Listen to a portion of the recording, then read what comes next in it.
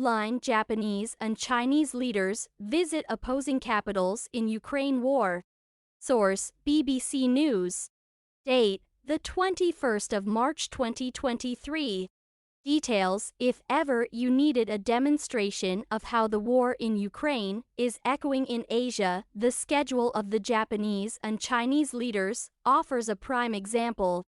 Both are on strategic foreign visits on opposing sides of the conflict. Japan's Prime Minister Fumio Kishida is in Kyiv, where he is promising unwavering support to Ukraine's president with talk of reconstruction and humanitarian aid. He will show respect to the courage and patience of the Ukrainian people who are standing up to defend their homeland, and show solidarity and unwavering support during his visit, the Japanese Foreign Ministry said. Mr. Kishida will also show his absolute rejection of Russia's one-sided change to the status quo by invasion and force, the statement added. Mr. Kishida has been under growing pressure to visit Ukraine from his own ruling Liberal Democratic Party, LDP.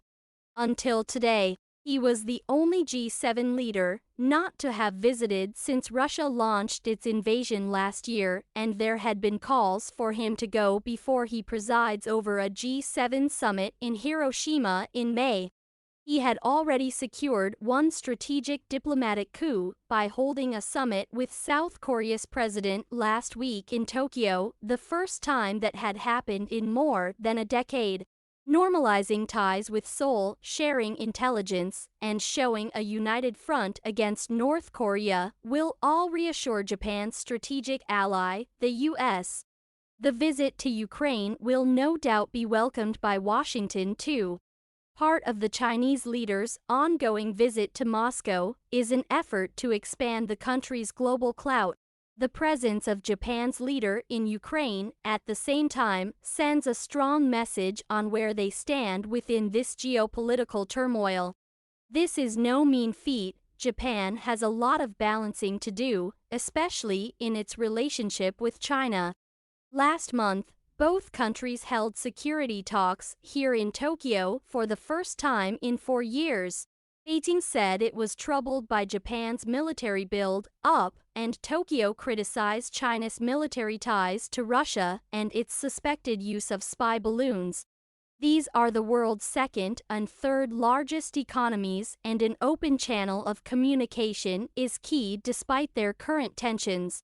Japan also has its own concerns about the war in Ukraine.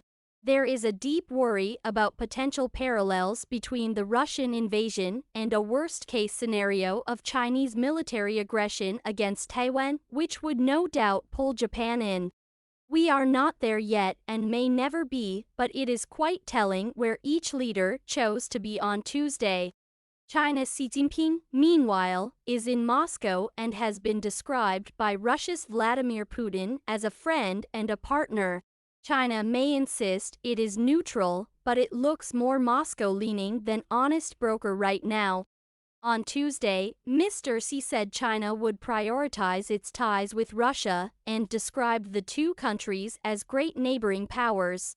Given events in Moscow, the optics and timing of Mr. Kishida's parallel trip is remarkable.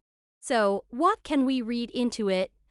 It is rare for a Japanese leader to make an unannounced foreign trip, and Mr. Kishida is the first to visit a country in conflict since World War II.